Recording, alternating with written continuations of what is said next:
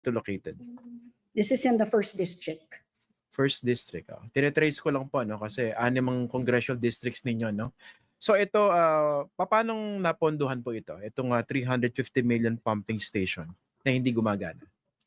Well, there are 2 types of funding na nakita namin, no? There's of course yung nasa NEP, at yung nasa NEP or National Expenditure Program, ito yung mga pet projects ng ating mga kongresista. So ito yung mga pinondohan based on their lobbying, no? As far as I can remember or I understand.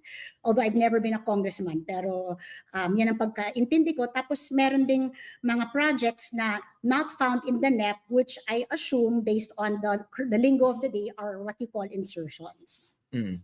So itong pumping station, ano po ito ito? nasa Paano NEP. napondohan? Nasa NEP. Nasa sa NEP NEP po ito. Apo. Yung buong pondo po na 350 or mas mababa sa NEP nadagdagan lang?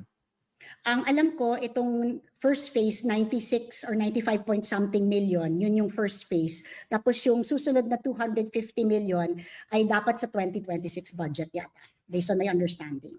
Okay, so yung phase 1 kumbaga nasa NEP for the 2025 budget. So kung susundin natin yung definition ninyo ng funding na dalawang klase, so this was in the NEP. So basically naglabi rito yung kongresista ng 1st District, tama ba? At ayun ay si Congressman Arjo Atayde. Tama po ba? Opo, yeah. Okay, Yes, I understand that ganun.